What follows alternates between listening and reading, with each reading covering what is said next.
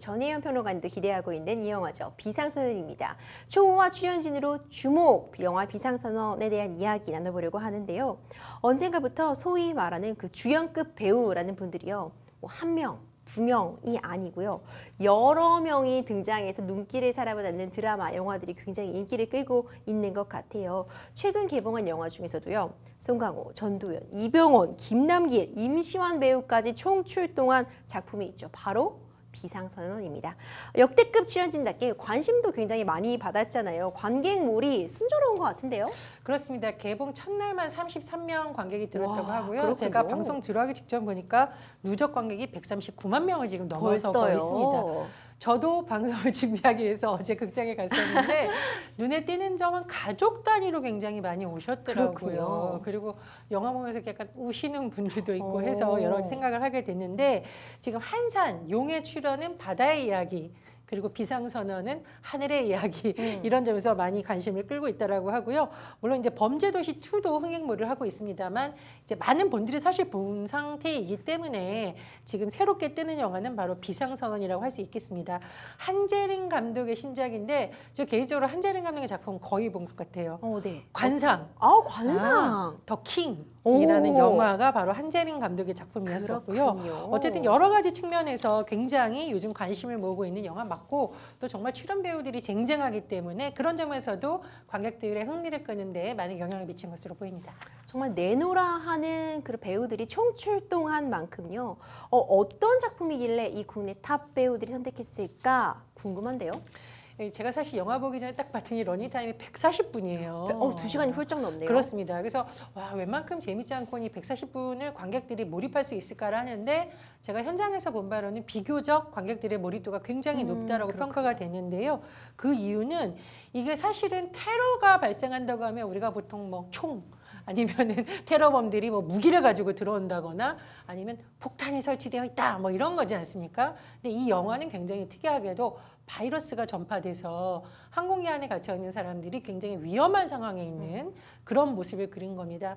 근데 사실 우리 이 코로나19 시대에 바이러스라는 말 들으면 정말 지긋지긋하지 않습니까? 지긋지긋해요. 저는 방송을 하다 보니 온갖 바이러스의 이름을 외우는 것만으로도 너무 힘든데 최근 들어서 변이까지 등장을 하고 있습니다. 그래서 굉장히 독특한 소재 그리고 독특해 보이지만 사실 우리가 마주하고 있는 이 코로나 현실감을 떠올리게 하는 부분이 맞물려서 아마 관객들의 몰입도를 좀 높이게 하는 것이 아닐까 이렇게 하는 부분이 있고요. 보통 우리가 이런 이제 재난 영화를 하다 보면 해외 영화도 그런 경우가 많은데 굉장히 멋있는 남자 주인공 또는 굉장히 액션에 뛰어난 여자 주인공들 그러니까 영웅들이 나타나서 짜자자 문제를 해결하는 경우가 많죠. 그런데 이 영화에서는 딱히 누구를 영웅이라고 칭하기 어렵고 사실은 한 명 한 명이 다 이 재난을 해결하기 위해서 노력하는 모습이 나옵니다. 그런 면에서 아마 많은 관객분들의 또 호감을 산 것이 아닌가 이런 생각이 들고요. 또 제가 보기에는 이 가족들이 많이 이 작품을 보는 이유가 아마 이제 이 가족들의 정서를 자극하는 장면들도 굉장히 많이 나옵니다. 그래서 다양한 가족 형태가 등장하는 점 이런 점이 있습니다. 그리고 역시나 내노라 하는 배우들이 나왔기 때문인지 뭐 연기력 면에서는 매우 훌륭하다. 특히 전 이제 개인적으로 이 임시완 배우가 사실은 많은 영화에서 대부분 착한 인물로 나오죠. 선한 인물로 나오죠. 선한 인물로. 어떻게 영화 미생을 봐도 굉장히 뭔가 사회 초년생이 가지고 있는 주눅이 든 듯한 그러나 왠지 응원해주고 싶은 네. 선한 역할로 나오고 그 유명한 불안당이라는 영화에서는 경찰로 나오지만 사실은 잠입 수사를 하기 위해서 그 어떤 교도소에 들어가게 되는데 그 교도소에 들어간 사람들과 어울리다 보니 본인이 경찰인지 이 조직원의 한 사람인지 헷갈리는 정체성을 겪는 그런 인물로 나옵니다만 그럼에도 불구하고 악역이라고 보기는 어려운 역으로 나오는데 이 영화에서는 악역입니다. 그렇게 오래 등장하지는 않습니다. 그럼에도 불구하고 굉장히 좋은 연기를 보내줬다 이런 평가를 받고 있습니다. 뭐 여러 가지 측면에서 뭐 많은 관심을 끄는 작품인데 제가 너무 자세히 말씀 못 드리는 영화는 이유는 보셔야 됩니다. 그렇죠. 잘못하면 스포일러가 되기 때문에 이 정도까지 언급을 하겠습니다. 사실 항공기 재난이라는 게 정말 우리 상상하기도 싫은 그런 상황이잖아요. 이 영화를 연출한 한재린 감독이 좀 관객들이 이 영화를 보면서 그런데 힐링을 느꼈으면 좋겠다고 했어요. 이게 어떤 측면일까요? 사실 우리가 재난 영화를 보면은 묘한 감정이 동시에 든다라고 합니다. 이 재난 상황을 보면서 거기에 감정을 몰입하니까 극도의 스트레스를 느끼지만 이 사람이라는 것은요, 재난 영화 보면서 아, 난 그래도 지금 안전한 상황에 있구나라는 안도감을 동시에 느낀다고 하거든요. 그런데 이 영화관은 독특한 것은 무엇이냐면 그런 느낌을 주는 것과 동시에 아, 그래도 사람들이 연대해서 이 위기 상황에서 어떤 힘을 발휘하는가에 굉장히 초점을 맞추고 있습니다. 그래서 이 한재림 감독이 이 영화에 대해서 힐링, 사람, 연대 이런 부분을 굉장히 강조하고 있다라고 하거든요. 그래서 그런 부분을 보시면 감독께서 어떤 의미를 갖고 이 영화를 만들었는지 조금 더 주목을 할 수 있을 것 같고요.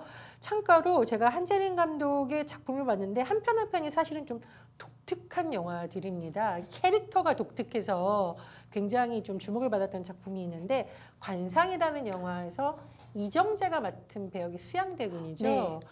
역대 수양대군 중에 가장 젊고 독특한 수양대군이다라고 하죠. 멋있는도 좀 붙여주세요, 변호관님. 명대사 혹시 생각나십니까? 내가 왕이 될 상이다. 그렇죠. 관상가 양반 내가 왕이 될 상인가 이 한마디가 히트를 쳤고 또 이 김의성 배우 한명회라는 인물로 나오는데 정말 보는 순간 소름이 쫙 돋는 맞아요. 그 한명의 독특한 이중성을 보여주는 연기 또 이 관상에서 송강호 배우와 조정숙 배우가 술에 취해서 춤을 추는 장면이 나오는데 제가 본 역대 춤 중에 가장 특이하고 유머러스한 또 김혜수 씨가 명장면을 보이기도 했는데 관상을 관통하는 이면에도 보면 굉장히 어떤 권력을 둘러싼 여러 가지 면모가 나옵니다. 네.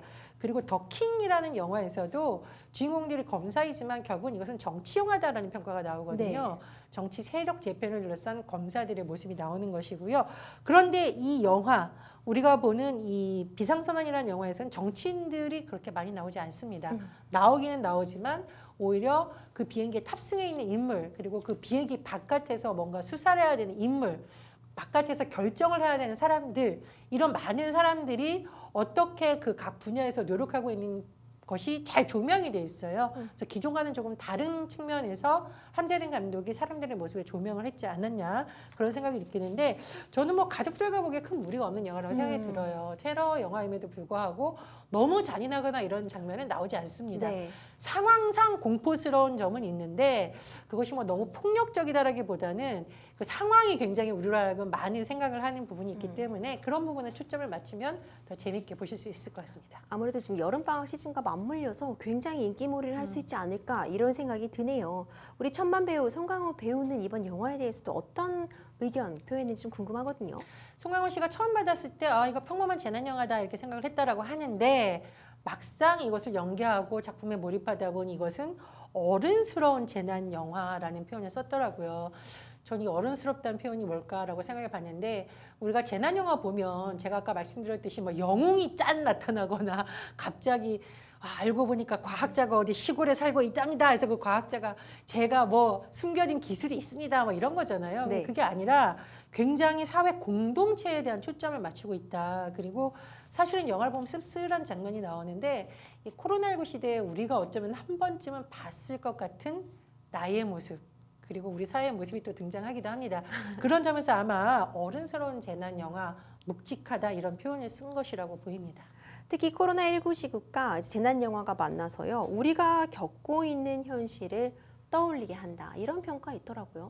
그렇죠. 이제 코로나19 상황이라는 것도 사실은 우리가 내 옆에 있는 사람이 나에게 코로나19를 전파시킬 수 있고 나도 감염시킬 수도 있고 혹은 내가 내 가족과 만났을 때 내가 감염을 전파시키는 걸 수도 있고 굉장히 복잡한 상황인 건데 그런 여러 가지 모습이 잘 그려져 있고요.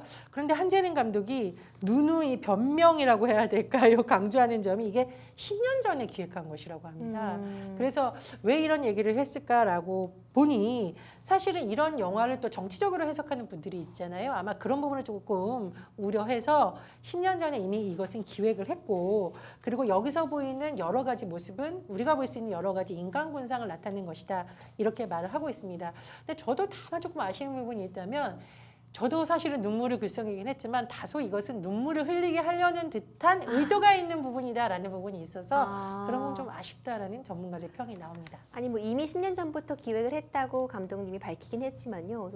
공교롭게도 굉장히 신기한 부분이요. 더킹의 경우에는 이제 아무래도 국정농단, 뭐 탄핵과 맞물려서 개봉을 하게 됐고요.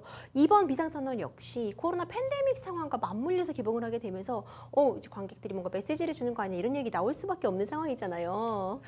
그러니까 이 한재린 감독이 영화계에서는 예언자 아니냐 이런 뭐 말이 나갔었다고 해요. 네. 이제 본인은 절대 그런 의도가 그치, 아니다. 아니다라고 하는데 왜 그러냐면은 예전에 나왔던 영화 더 킹 2017년 1월에 개봉을 했습니다. 그런데 더 킹을 보다 보면 실제 우리나라의 정치인들이 배우로 등장하는 것은 아니지만 어떤 현대사의 모습이 스쳐가는 부분에서 뉴스 장면을 그대로 가져와서 우리가 다 아는 정치인들이 다 등장을 하거든요.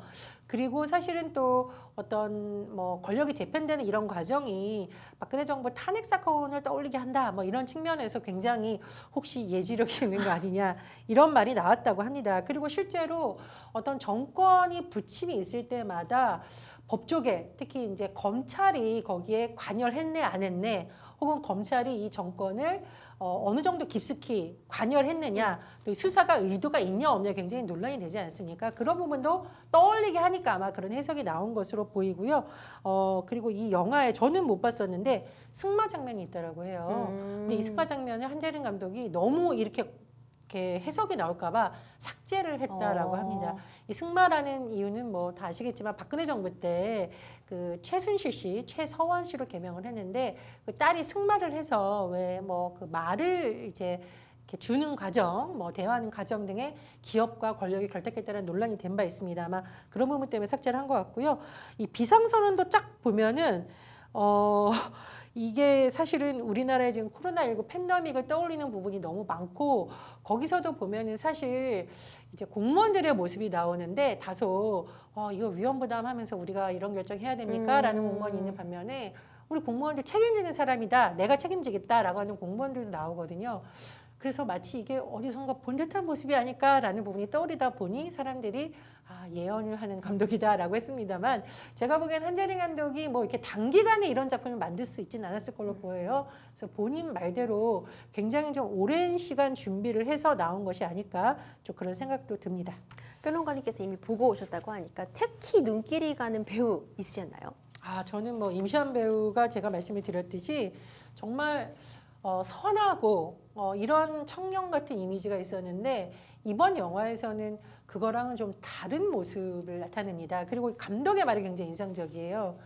이 임시완이 하는 인물이 보통 우리가 반사회성 어떤 장애, 인격 장애를 가진 인물 이렇게 생각하는데 그게 아니라 임시완이라는 인물 자체가 재난을 상징한다. 이런 상징적인 걸 제가 그 표현을 듣고 보니까 더 이해가 되고 정말 뛰어난 연기다다 생각을 하고요.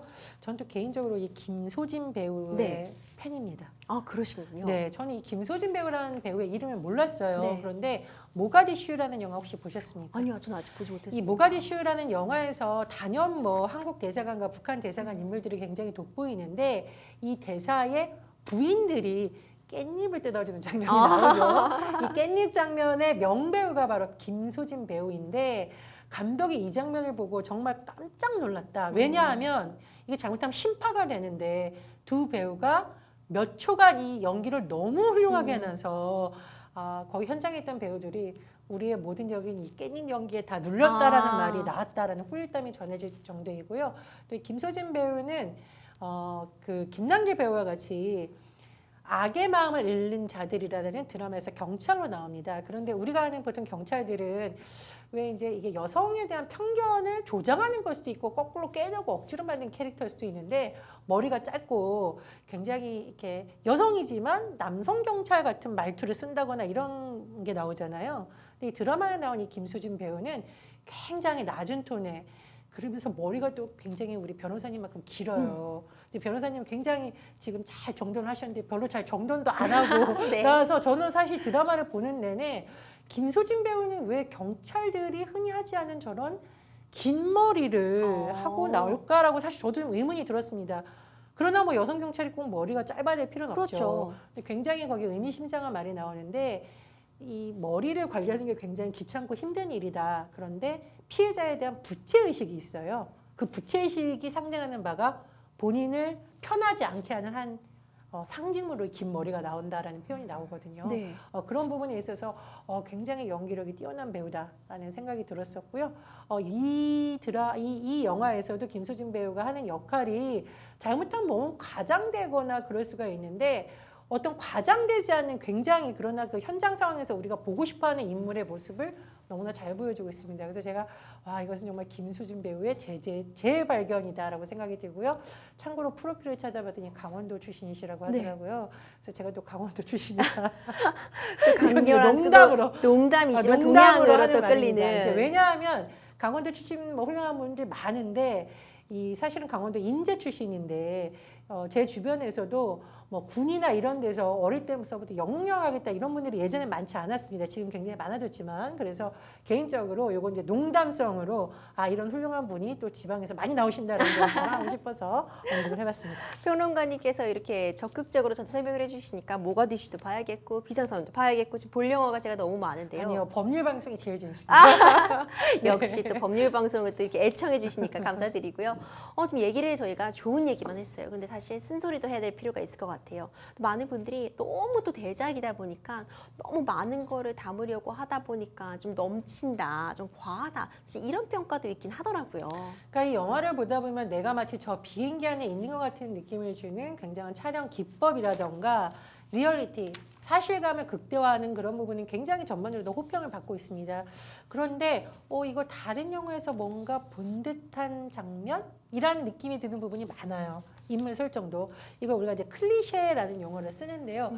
예를 들면 이병헌 씨와 딸이 나오는데 이병헌 씨가 이혼한 아빠고 딸과 함께 이 비행기를 타서 하는 거. 근데 항상 왜 어린 자녀와 함께 나오는 아버지가 등장하는지. 항상 있죠. 예, 영화 부산행에도 이런 부분이 나오지 않습니까? 네. 그래서 저 뭔가 본 것 같다 이런 얘기 나오고 또 왜 가족을 두고 혼자 여행 온 엄마들 얘기는 꼭 나오는지. 맞아요. 물론 이제 배우들의 연기가 워낙 훌륭합니다만 항상 어디서 본 듯한 약간 상투적인 설정이 있습니다. 그래서 그런 부분들은 좀 작품을 좀 더 완성도를 높이는 데 있어서 조금 제가 보기에는 단점으로 지적될 만하다. 그럼에도 불구하고 가족 관객이 많은 부분은 이런 부분이 좀 쉽게 사람들의 마음에 많은 해석이 필요하진 않잖아요. 어렵지 않다 보니 쉽게 다가간 점이 아닐까 그런 생각도 듭니다. 이 원희룡 국토부 장관도 이 영화를 관람했다고 알려졌습니다. 감사한 평이 아유 국토장관분 답다 뭐 이렇게 생각이 되더라고요. 뭐 이제 원희룡 장관이 이제 항공 관련 학생들과 함께 영화 관람하면서 네. 뭐 항공의 안전이라던가 미래 항공 산업 우리가 이제 얘기를 나눌 부분 도심 항공 교통 이런 부분에서 주로 정책적인 얘기를 많이 했어요. 근데 원희룡 장관이 이 영화를 왜 봤을까 제 생각을 해보니까 전도연 씨가 여기서 국토교통부 장관으로 나오는데 네. 굉장히 소신 있는 인물로 나옵니다. 만약에 국토교통부 장관이 악역으로 나왔으면 조금 이 장관실에서 고민하지 않을까 네. 이건 제 개인적 생각입니다만 어쨌든 굉장히 이 위기를 돌파하는 데 있어서 굉장히 뚝심 있고 국민들 입장에서 하려는 그런 인물로 나오거든요. 그래서 그런 것이 아닐까 생각이 들고 근데 꼭 원희룡 장관이 강조한 바가 아니더라도 사실은 항공의 안전이나 이런 건 아무리 강조도 지나치지 않고요. 특히 이제 코로나19 상황에서 굉장히 많은 사람들이 지금 다시 항공편의 제한이 풀리고 있는데 안전은 뭐 당연히 정부의 역할이고 시민들도 각별히 신경을 써야 될 부분이니까 원희룡 장관도 그런 측면에 많이 초점을 맞춘 것으로 보입니다. 이 영화를 보고 항공대 학생들과 그 대화의 시간 가지면서 이제 원희룡 장관이 우리가 뒤에서도 얘기를 나눠볼 건데 이제 미래 모빌리티에 관심을 가져달라 이런 얘기 당부했다면서요? 그렇습니다. 사실은 이제 저희가 설명을 할 텐데 우리가 보통 크게 하늘길, 바닷길, 땅길 이렇게 그렇죠. 얘기하면 쉽잖아요. 그런데 이제 뭐 땅에 대해서도 여러 가지 우리가 뭐 전기차 이런 부분에 대한 관심이 높아지고 있고 바닷길 저희가 좀 설명을 드릴 텐데요. 친환경 선박 이런 부분에 관심이 있고 있고 특히 하늘길 같은 경우에는 우리가 대부분의 어쨌든 도심에 사는 사람들이 이용하는 지금 교통수단이 뭐 차량이잖아요. 차량. 그런데 앞으로 우리가 에어 그 도심을 이용하는 항공수단에 대한 관심이 점점 높아지고 있습니다. 그래서 원희룡 장관이 이 영화가 아무래도 비행기를 주제로 하다 보니 그런 부분에서 강조를 한 것으로 보이고요.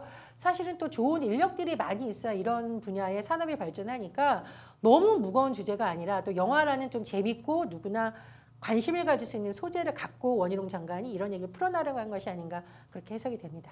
좀 요즘 극장가가 영화 대전이라고 할 정도로요. 뭘 보면 좋을지가 고민이 될 정도로 참 영화가 풍년입니다. 많은 분들이 예전처럼 영화를 좀 즐기고 계실 것 같은데요. 그 중에서도 이 비상선언을 먼저 추천해 주신다면 그 이유를 뭘지 좀 간단하게 설명해 주세요. 예, 일단 가족들이 함께 볼 수 있는 영화잖아요. 사실은 얼마 전까지도 영화관 가는 거 굉장히 겁났고 지금도 물론 방역은 굉장히 주의해야 그럼요. 됩니다.